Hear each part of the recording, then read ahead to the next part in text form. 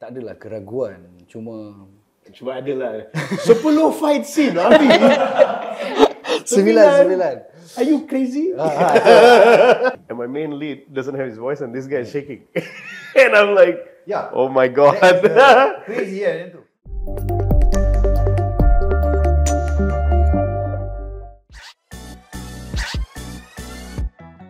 For me, I think the audience sanggup menerima our film and they're fully connected with the story. So we make this because of the story, because of wanting to connect with our audiences and wanting to inspire people.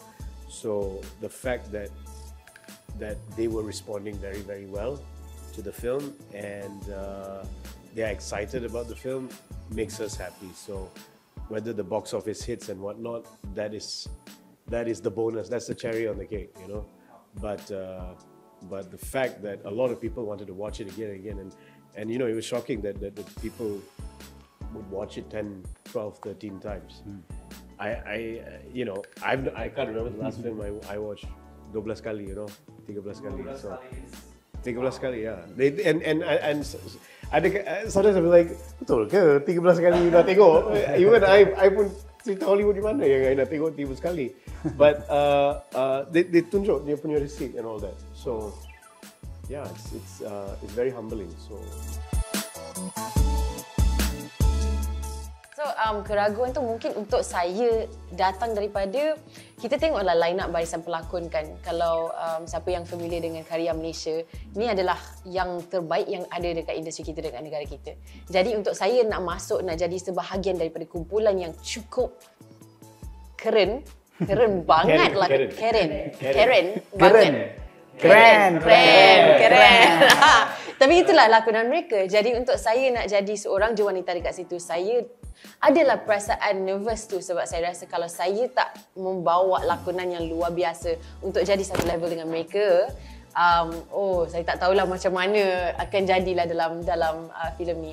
Tapi apa yang saya rasa saya sangat hargai pasal pasukan Blood Brothers, bukan saja dari segi cast tapi dari kita punya pengarah, kru, semua yang terlibat adalah kita memang ada feeling teamwork tu, ada feeling Blood Brothers tu betul-betul dekat saya, kita boleh rasa. Jadi kita rasa macam wow, saya membina sebuah karya yang cukup luar biasa dengan orang yang membuatkan saya rasa macam saya sebahagian daripada keluarga mereka. So saya rasa saya sangat puas hatilah dengan apa yang kita dah cipta di sini. tak adalah keraguan, cuma adalah 10 fight scene Abi. 9. Are you crazy?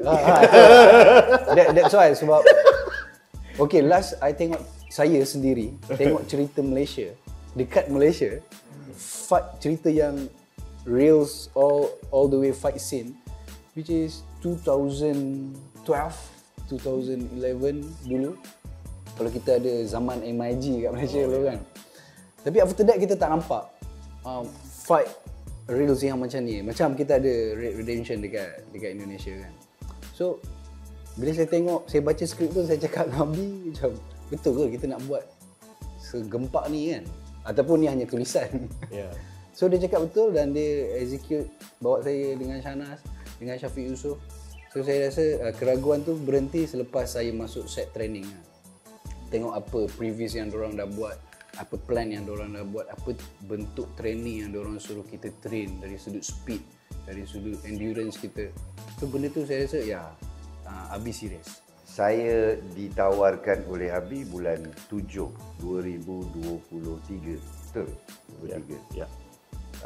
Saya ragu daripada bulan 7 tu sampai bulan berapa Abi? Bulan 9 masih ragu. Ujung. Bulan 10 masih ragu. Tapi keraguan itu, apa yang saya boleh cakap adalah, adakah apa yang Abi cuba cakap melalui sebab masa tu I think drafted script saja yang ada. Tetapi masa tu tak ada script reading apa yang detail, just dicerita apa yang akan buat. And then it started with the previous fighting. Masih ragu lagi. Macam yelah, sebab adakah filem ini dapat ikut previous? Tak semua filem mampu ikut previous. Sebab previous tu hanya untuk mencolok mata je. What do you call that? Untuk bagi satu eye candy kepada all this team supaya nampak this is what we gonna do, but are we gonna do it on set? Tetapi being this guy, I work dengan dia dalam Polis Evo 3. This guy tahu apa dia nak yang tu juga yang akan because dia honor dengan the previous, because previous is hard work from other parties also, like Defenders and Abi join together and make the previous so good. Kita tengok, kita pun dah macam gila lompat. And I can say of course that more fighting is Syafiq punya fighting dalam tu is very very complicated. Even for me, I said I don't have that agility to go that level with Syafiq. Because my size is a bit, right? Gemuk bukan tough. So apa yang Abi cakap, keraguan itu dia slowly pudar bila kita discuss and how Abi, Syafiq, Yusof and Syafiqah really put an effort into the first quarter before we start. Bulan 1, bulan 2, bulan 3 2024, the effort is there. So bila masuk on set, we as a team, kita dah macam we need to execute as promised. Not as what you call that, macam as planned. No, we don't plan. We promise ourselves on the previous we gonna execute. Actually, that's why kita boleh tunjuk balik previous dalam filem sama. Because we already rehearsed that. We commit to that. So keraguan tu sebenarnya adalah on that early part saja. While bila dah start, it's all about making it happen 100%, not less or 90%. I think okay lah, sebab saya yang paling sedikit kurang sikit fightingnya daripada Syafiq. Saya cakap dululah.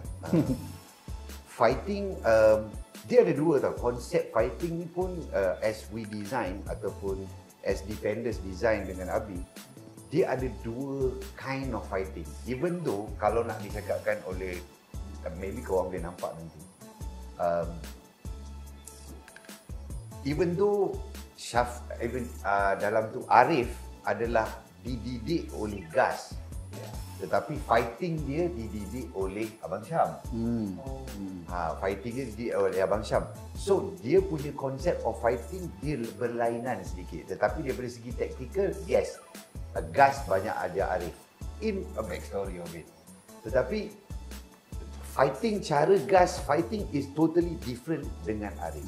So kata kalau nak cakap daripada segi fighting, I can say that Arif is more fighter than Gas. Tetapi Gas is more daring, more ganas. Gas is more beastly, you can say. So Wolverine. Dia macam you can hit him, but he gonna don't give a damn. He gonna come to you like a tank lah, something like that.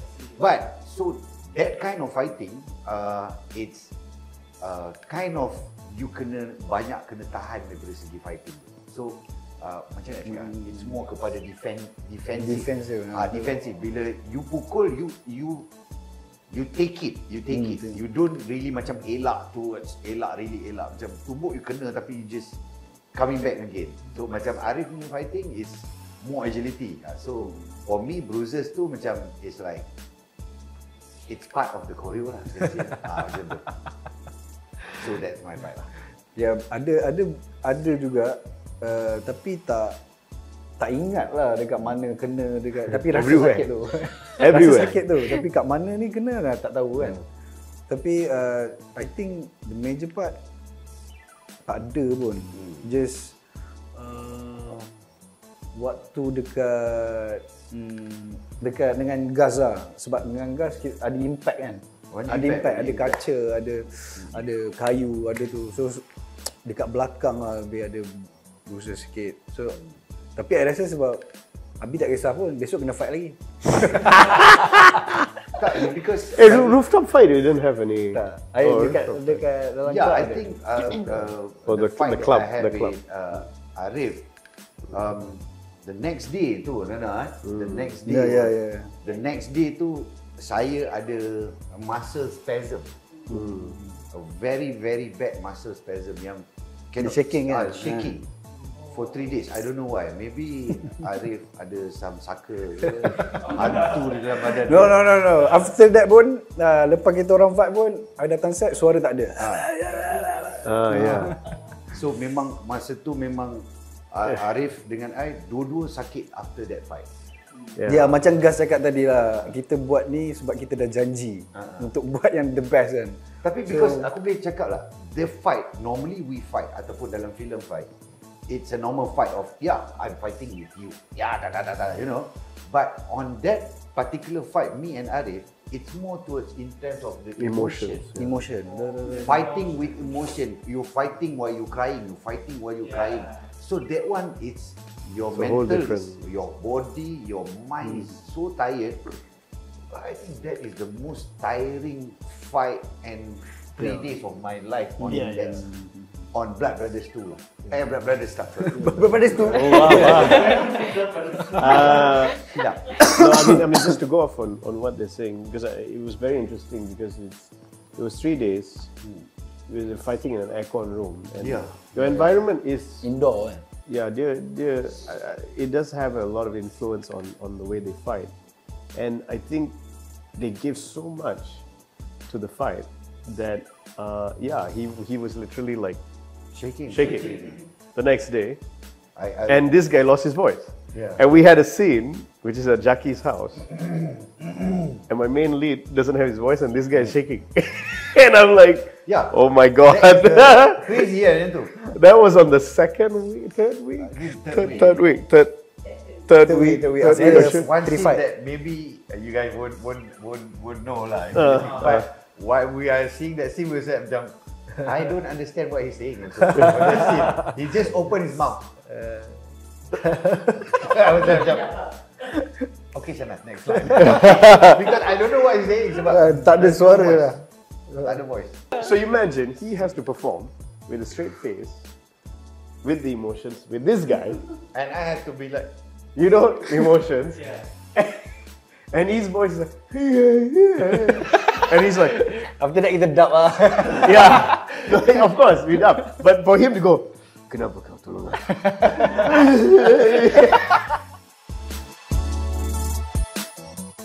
I think the key thing here, the movie was called Blood Brothers, right?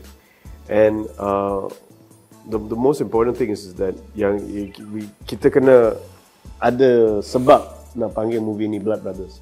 So the meaning of this film, I feel, had to be in the essence of the theme of the movie. So this movie essentially is about brotherhood, choosing your real brother versus the family that you wish you had.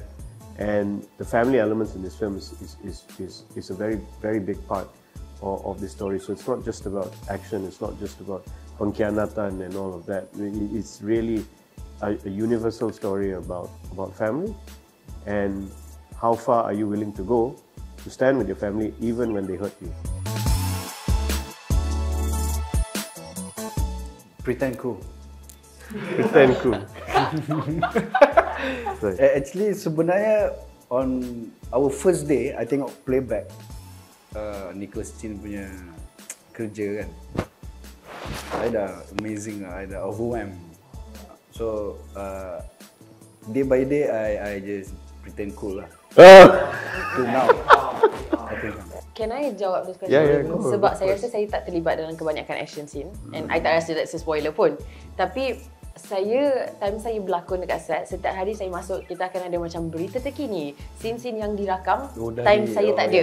So saya akan jadi macam fans mereka punya kerja dekat set. Just saya datang kerja untuk scene I, tapi sebelum tu saya akan kacau Abi, you guys shooting apa hari ni? Saya nak tengok.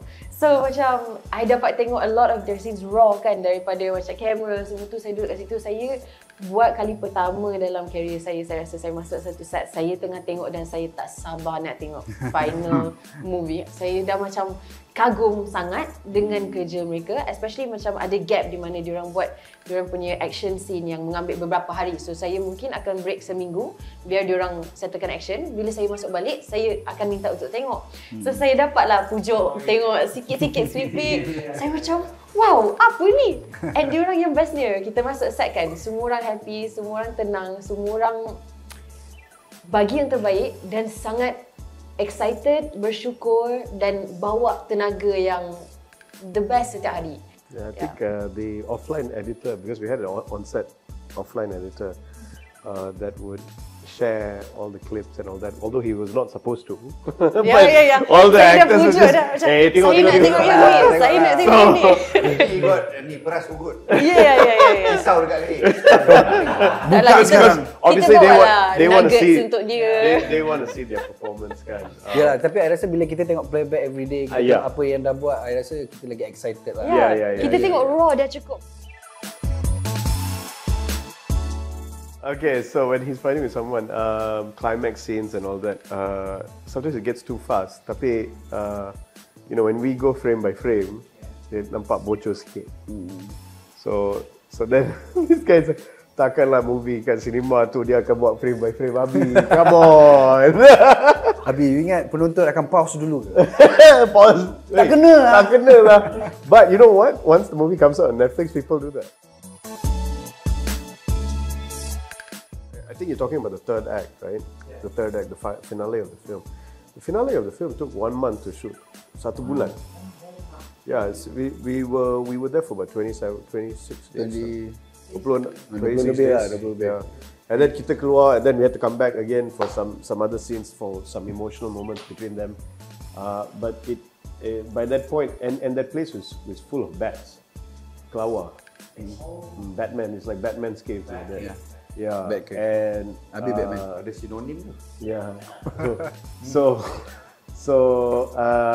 the fight scene in there, I think the reason why the scene is designed like that was because I think we wanted to have a very intense, emotional story that keep changing and progressing, but with action involved. And the 15 minutes was not planned. It was just more like that was the progression of the story. That was he had to go here and then he had to do this, and then Arif had to challenge the main villain, and then after that Arif and the brothers running out, and then they come back in and they get pulled back in, and then this and that and more things happen, and it's just part of that energy and that process of the storytelling that we wanted to hit that climax. Jujur cakap memang mental koyak.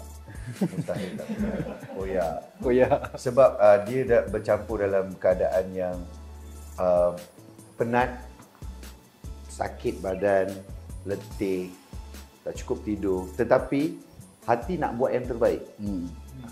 Nak buat yang terbaik. Tetapi kadang-kadang your body, your mind is not in sync. It says otherwise. You know, you want to do the best, but your body is not doing so good. So you angry with your body, okay? You angry with your sleep, you angry with things. Yeah, we have fights. You know, I have fight with Abi almost every day. I mean, yeah, it's a good fight.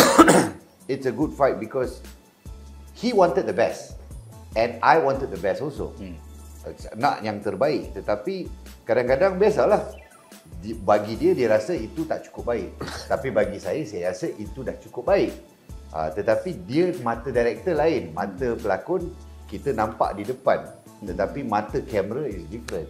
Jadi dekat situ preparation ke ataupun apa ke, it makes something yang puas hati lah in the end. Kepuasan. Hai Colorverse. Jangan lupa untuk saksikan Blood Brothers Baranaga di bioskop Indonesia 11 Juni ini. Kalau bukan sekarang, kapan lagi? Lagi.